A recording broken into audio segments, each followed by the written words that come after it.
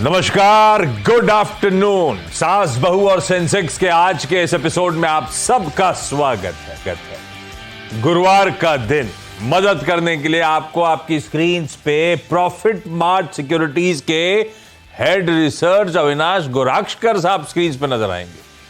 अविनाश जी, अरसा हो गया देखे हुए आपको। भाई, क्या हालचाल आपके? सर बढ़िया, सब ठीक ठाक सर? बिल्कुल। अच्छा लगा आपसे मुलाकात करके वापस। चलिए, अविनाश जी से बातचीत करेंगे, बढ़िया तरीके से आपकी क्वेरी सॉल्व करवाएंगे। लेकिन पहले रीच आउट करने के तरह तरह के तरीके स्क्रीन पर। इंस्टाग्राम, जो इंस्टाग्राम पे नोट डाउन कर लिया है वही ट्विटर पे है। और इसके अलावा चाहें तो हमारे toll free number, WhatsApp number, जैसे रीच आउट करना है, जो कन्वीनियंट हो उस मीन्स के थ्रू आइए, अपनी क्वेरीज भेजिए, हमारी टीम आपसे कांटेक्ट करेंगी। किसी दिन इस प्रोग्राम में शेड्यूलिंग करी जाएगी और फिर अविनाश जी जैसे देश के जाने माने एक्सपर्ट्स हमारी आपकी मदद करेंगे। अच्छा, इस बीच कोई फ्लैश आ रहा है। कोचीन शिपयार्ड को विल्सन शिप मैनेजमेंट से 580 करोड़ का ऑर्डर मिला है। भाई रखिए स्टॉक को रडार पे।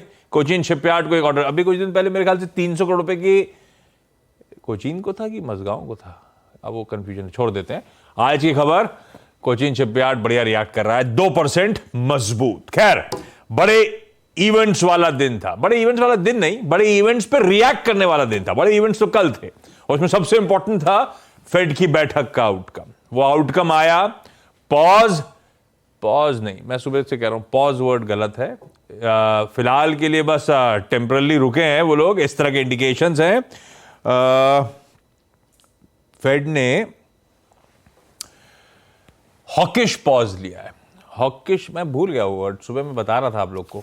पॉज की जगह क्या कहते हैं, ज्यादा बेहतर वर्ड स्लिप हो गया। खैर, रुक गया है फेड। 10 बार लगातार बैक टू बैक हाइक्स करके रीअसेस करना चाहता है 500 बेसिस पॉइंट्स की हाइक। पर दिक्कत ये हो गई कि उनका जो डॉट प्लॉट बन के आता है, जिसमें एफओएमसी के सारे मेंबर्स जो होते हैं वो अपने अपने अनुमान की प्लॉटिंग करते हैं कि यहां से वो कितना हाइक एक्सपेक्ट कर रहे हैं। जिन जिन का है वो डॉट का क्लस्टर्स देख के बाजार गौज करने की कोशिश करता है आगे का मूड। तो 5 से 5.25% पे हाइक कर करके आ गए हम। 0 से 25 बेसिस पॉइंट वाला 5 से 25% वाका फंड्स रेट है। वो डॉट प्लॉट कह रहा है 5.6% तक जाना है। 5 से 5.25 तक है, 5.6 पे जाना है। तो 25 बेसिस पॉइंट की 2 हाइक शायद और मान के चली जा रही है। तो अगर आप एक्सपेक्ट कर रहे थे पॉज और पॉज के बाद लॉन्ग पॉज होगा, उसके बाद दरें, ये पिवट भी हो सकता है, नहीं, ये पिवट नहीं है, जस्ट एक पॉज है। और शायद इसके बाद दरों में बढ़त का सिलसिला जस का तस कंटिन्यू होगा ऐसा। हालांकि जुलाई के लिए उन्होंने कहा डेटा डिपेंडेंट है। अच्छा, वो पॉज नहीं, स्किप कहा था। Fade skips. पॉज जब कहते हैं तो पॉज होता है कि थोड़ा सा इलोंगनेटेड पीरियड के लिए दरें नहीं बढ़ेंगी। अभी सिर्फ कहना चाहिए स्किप हुआ है, दरों में बढ़ोतरी का सिलसिला। खैर, भारतीय बाजार जो स्क्रीन पर है हल्की फ्लैटी है, कंसोलिडेशन है। हाँ, ऊपरी स्तर थोड़े ठंडे पड़ गए। हम जाते जाते आज 18,800 तक गए थे। 794, हाँ ना, हाँ 794 हाइस थे। तो वहां से तो ऑफ डेज हाइस इस समय हम कामकाज कर रहे हैं हल्के लाल निशान में। सरदर्द बना हुआ है निफ्टी बैंक, आधे %, 2/3% के दबाव के साथ निफ्टी बैंक इस समय कामकाज करता हुआ। पॉकेट वीक है। कंट्रीब्यूशन प्लेट स्क्रीन पर आएगी, क्विकली दिखा दीजिए, उसके बाद सवाल जवाब के सिलसिले में जा रहा हूं। तो निफ्टी बैंक वीक है, निफ्टी फ्लैट है। क्यों है? वो कंट्रीब्यूशन प्लेट ब्यूटीफुल है। सेक्टर नहीं जाने का, ये देखिए कहानी। HDFC bank, HDFC limited, banks of financial. आज सुबह एचडीएफसी बैंक की कहानी सुनाई थी हम लोगों ने, मेंशन करा था कि थोड़ा सा, हालांकि लॉजिकली बहुत बड़ा इंपैक्ट नहीं पड़ेगा सेबी अगर ऐसा फैसला लेता है म्यूचुअल फंड्स की होल्डिंग्स को लेकर, पर एक सेंटिमेंट डैम्पनर है। दबाव में दोनों स्टॉक्स में वैसे भी अंडर परफॉर्म कर रहे थे। आईटी पेन में है। इन्फी टीसीएस तो एक्स डिविडेंड है, उसका एडजस्टमेंट करूंगा तो ठीक है, फ्लैट रहेगा। लेकिन टीसीएस सिर्फ एक्स डिविडेंड है, इन्फी थोड़ा पेन में है। मदद, लेकिन ये सब बैंक, आईटी और चुनिंदा फाइनेंशियल्स वीक, तो मदद कर रहा है कोई आईटीसी, कोई लार्सन एंड टूब्रो जैसे हैवीवेट, जो निफ्टी को एटलीस्ट संभालने में इस समय सक्षम। लेकिन चलिए, सवाल जवाब के सिलसिले की शुरुआत कर रहा हूं। जो जुड़ चुका है आपकी स्क्रीन पर आएगा। तकनीकी दिक्कतें भी आ रही हैं, जोड़ने में दिक्कत हो रही है। आउटेजेस कई जगह होंगे, आई एम अज्यूमिंग आज का दिन ऐसे ही है। कुछ ही देर में वो साइक्लोन भी लैंडफॉल की तैयारी कर रहा होगा पोस्ट मार्केट 4 बजे के बाद। महाराष्ट्र के मुंबई, अरे मुंबई है, यक्षता सांघवी स्क्रीन पर है। यक्षता हाय, गुड आफ्टरनून यक्षता। यक्षता आप क्या करते हो मैम? लो ये कहां चली गई यक्षता? डायरेक्टर साहब अविनाश जी से चलिए बात करी जाए। डायरेक्टर साहब आज मूड में नहीं है। अविनाश जी, बाजार को लेकर आप लोग का, प्रॉफिट मार्ट सिक्योरिटीज का क्या व्यू बन रहा है साहब? बहुत अच्छा ताबड़तोड़ तेजी, निफ्टी बैंक रिकॉर्ड हाइस ब्रीच कर गया था प्रीवियस वाले, निफ्टी वहीं पे खड़ा हुआ, नर्वस 90s का शिकार है शायद, लेकिन आप लोग क्या व्यू लेके चल रहे हो निफ्टी को लेकर? नहीं, मुझे लग रहा है कि आशीष मार्केट में देखिए थोड़ी सी मुनाफा वसूली इन लेवल से आएगी, क्योंकि बहुत छोटे समय में बहुत अच्छी तेजी हमने देखी है। लेकिन जिस प्रकार से लिक्विडिटी एफआईएस की आ रही है, एसआईपी का पैसा मार्केट में आ रहा है, हमको लग रहा है कि देखिए गिने चुने जो स्मॉल कैप, मिड कैप और फ्रंटलाइन कंपनीज है, वहां पे डेफिनेटली एक निवेश का मौका बन सकता है। थोड़ी प्रॉफिट बुकिंग मार्केट के लिए भी हेल्दी होती है। तो मुझे लग रहा है कि अभी इस लेवल पे मार्केट थोड़ा कंसोलिडेट करेगा। मानसून जो अभी डिलेड हुआ है उसका इंतजार सारे मार्केट लोगों को है। मार्केट में एक बार मानसून आता है तो सेंटिमेंटली एक अच्छा पुशबैक इफेक्ट आपको देखने को मिलेगा। तो छोटे समय के लिए मार्केट एक छोटे दायरे में रहेगा, लेकिन 18,600 18,650 काफी स्ट्रांग सपोर्ट लेवल है। और मुझे लग रहा है कि अगले 2-3 महीने में होपफुली अगर कॉर्पोरेट अर्निंग्स और होपफुली इंटरेस्ट रेट्स में कहीं पे भी सिग्नल मिलता है कि इन्फ्लेशन पीक आउट होता है, तो ही मार्केट यहां से ऊपरी चाल पकड़ेगा। तब तक रेंज बाउंड रहेगा और मेरे ख्याल से इन्वेस्टर्स को स्टॉक स्पेसिफिक रवैया अपनाना चाहिए। थोड़ा सा range bound stock specific moves को अच्छे देखने को मिल रहे हैं, उनको कैप्चर करना ज्यादा बेहतर। समय रहा तो अविनाश जी से कुछ निफ्टी के दिग्गज स्टॉक्स की पिक्स भी ले लूंगा, लेकिन शायद यक्षिता लौट आई है। यक्षिता आप हो क्या? हाँ जी सर। अरे वाह यक्षिता, क्या करते हो मैम आप, और कब से इक्विटीज से, कब से शेयर मार्केट से जुड़े हो?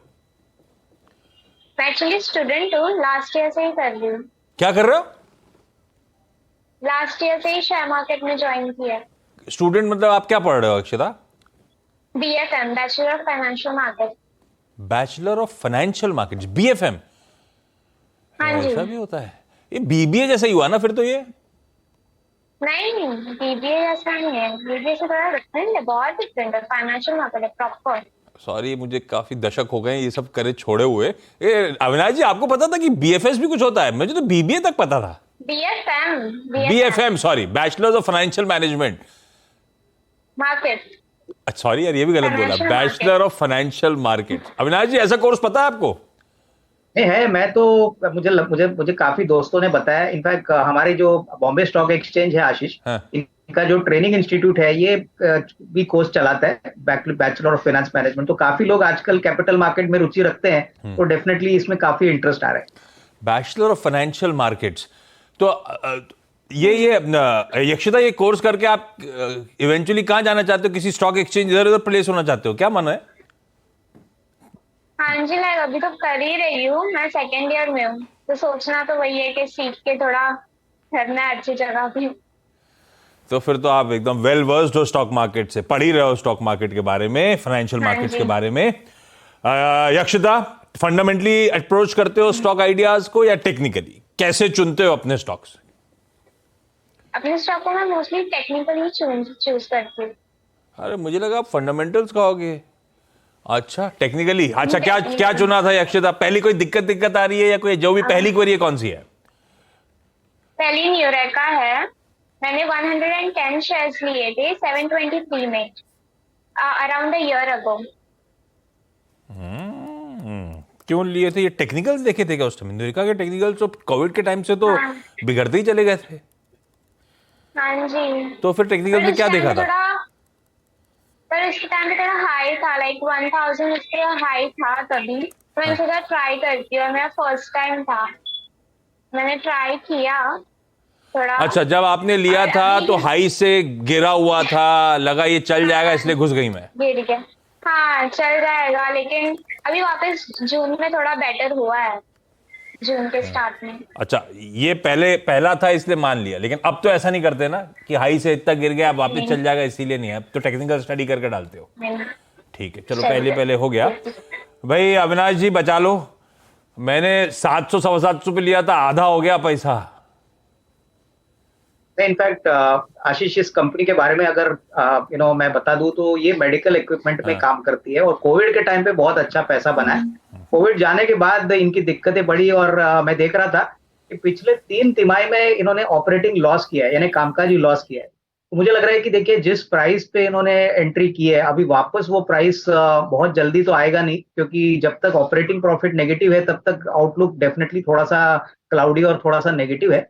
मेरे ख्याल से 350 या 330 का जो भी भाव है, मेरे ख्याल से यहाँ से मैं इनको यही राय दूंगा कि यहाँ से निकल के कोई दूसरे सेक्टर में पैसा लगाए, क्योंकि आने वाला कम से कम 6 से 12 महीने में ऐसा कोई बड़ा पॉजिटिव सरप्राइज या ट्रिगर आपको मिलेगा नहीं। कंपनी के नंबर्स जब तक पॉजिटिव प्रॉफिट्स जनरेट नहीं करते, तब तक मुझे लग रहा है कि ये स्टॉक अंडर परफॉर्म ही करेगा। और इस प्राइस से भी मुझे लग रहा है कि एटलीस्ट आपका 50% इन्वेस्टमेंट तो आपको मिल जाएगा। वो पैसा आप कहीं और दूसरे स्टॉक में लगाइए जो आपका लॉस रिकवर करेगा। ये है भैया यक्षता, आपका जो पहला, जब स्टॉक मार्केट में आए थे तो पहला स्टॉक ये था न्यूरेका। हाँ जी। इसके बाद कहानी कैसी रही? आप पोर्टफोलियो कैसा कर रहा है? इसके बाद थोड़ा अभी जो दूसरा स्टॉक है वो थोड़ा बेटर है, लाइक अब समझने लगी हूँ ना, थोड़ा थोड़ा करके। हाँ ठीक है। अच्छा, दूसरा है कौन सा? क्वेरी कौन सी है दूसरी? दूसरी JSW एनर्जी है। मैंने 100 शेयर्स लिए थे 218 में, अराउंड 6 मंथ्स के आगे पहले। JSW एनर्जी आपने कितने पे लिए? कितने स्टॉक? सॉरी प्लीज रिपीट करोगे? 218 में 100 शेयर्स लिए थे 218 में। 218। वाह, अब तो ज्यादा समझ में आने लगा है। ये ट्रेडिंग वाला मामला था? हाँ जी। अरे ट्रेड तो बढ़िया। सोचिए थोड़ा लॉन्ग टर्म के लिए रखूं। हाँ, अब दिल मांगे, अब ऐसे होता है जब पैसा नहीं लगता तो बोले अब तो सही पड़ गया। हाँ, पर लिया ट्रेडिंग के लिए, फंडामेंटल्स पड़े नहीं है। लॉन्ग टर्म के लिए ऐसे एकदम से अब ये कर सकते हैं कि ट्रेल करें, स्टॉप लॉस ज्यादा बेहतर। लेकिन ठीक है, अविनाश जी ज्यादा बेहतर आंसर देंगे। 218 पे खरीदा अविनाश जी JSW एनर्जी, 261 पे आके खड़ा हो। ये आपने जब लिया था तो स्टॉप लॉस लगाया होगा, कोई टारगेट दिमाग में होगा, वो टारगेट अचीव नहीं होगा 44-45 रुपए ऊपर? यक्षता, टारगेट तो अचीव हुआ है, लाइक मैंने रखा नहीं था, बट अभी अच्छा कर रहा है तो सोच रही हूँ कि और थोड़ा रुकूं। ठीक है। एक्विजिशन कॉस्ट अच्छी है। अविनाश जी, रख लूं क्या JSW energy?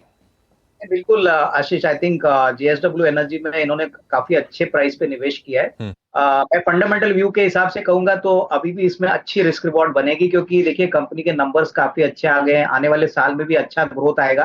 Plus electric vehicle के भी बिजनेस में ये अभी उतर रही है, प्लस जनरेशन कैपेसिटी बढ़ा रही है। तो मेरे ख्याल से नजरिया अगर आपका 12-15 महीने का है तो यहाँ से भी मुझे लग रहा है अच्छी खासी कमाई मिलेगी। तो यहाँ पे मैं इनको सुझाव दूंगा कि जल्दबाजी मत करिए बेचने का। जो भी शेयर्स है थोड़ा सा समय यहाँ पे इन्वेस्टेड रहे, यहाँ से भी एक अच्छा रिस्क रिवॉर्ड आपको मिल सकता है। JSW एनर्जी भाई बढ़िया रहा, सही भाव पे एंट्री कर ली। टेक्निकल्स जो भी स्टडी करे थे अच्छे ही करे थे। रविनाश जी भी कह रहे हैं भाई होल्ड ही करिए मैम, आपका सही कॉल है। ये शायद और अच्छे रिटर्न्स यहाँ से देने का दमखम रखता है। अच्छा, सास बोस बाकी लोग जुड़ नहीं पा रहे हैं, आज कोई ना कोई इशू आया जा रहा है, लिंक्स ड्रॉप हो रहे हैं, हो सकता है, पता नहीं। साइक्लोन का ऐसा कोई असर अविनाश जी अपने मुंबई में तो आया नहीं अभी तक, है ना? 1-2 दिन बारिश जैसा हुआ, अभी तो आज शांति है एकदम। यहाँ पे तो बारिश का इंतजार है आशीष, यहाँ पे बारिश आएगी तो थोड़ी गर्मी कम हो जाएगी। अच्छा, आज मैं शो पे आ रहा था, उससे पहले ये है तो सास बहू और सेंसेक्स, लेकिन मेरे आने से पहले राहुल शर्मा साहब हैं, इन्होंने इंस्टाग्राम पे सवाल पूछा था, तो मैंने अविनाश जी के लिए पूछवाया अपनी गेस्ट टीम से कि आप ट्रैक करते हो नहीं करते हो? ट्रैक करते हैं, तो चलिए वो सवाल ही ले लेता हूं। हालांकि राहुल शर्मा जी ये सासबो और सेंसेक्स है, लेकिन अब मैं क्या करूं, बाकी लोग जुड़ नहीं रहे। सेल पॉइंट एक नाम की कंपनी का अविनाश जी आज IPO खुला है। राहुल शर्मा ने सवाल पूछा, cell point SME IPO apply करना चाहिए फॉर लिस्टिंग गेन के लिए या लॉन्ग टर्म के लिए? आज से प्लीज सजेस्ट करें। पहले सेल पॉइंट की डिटेल्स दे देता हूं। IPO की डिटेल्स, आज से खुला है, 20 जून ट्यूसडे को बंद होगा। फिक्स प्राइस IPO 100 रुपए का है, 50.34 लाख शेयर्स, तो कुल मिलाकर हो गया 50 करोड़ प्लस जुटाने की IPO के थ्रू इस कंपनी की योजना है। 1200 शेयरों का लॉट है, तो एक लॉट के लिए 1,20,000 रुपए देने होंगे, तो उसी के मल्टीपल्स पे चलना है सेल पॉइंट। अब ये अविनाश जी, आप सुना है ट्रैक करते हो, क्या करती है, कैसी है, और जो क्वेरी आई है उसका जवाब क्या है, लगाना है नहीं लगाना है? आशीष देखिए, सेल पॉइंट इंडिया एक SME कंपनी है जो मेन बिजनेस इनका जो मोबाइल शॉप रिटेलिंग में है, इनका ज्यादातर एक्सपोजर आंध्र प्रदेश में है, करीबन 76 आउटलेट्स इनके हैं।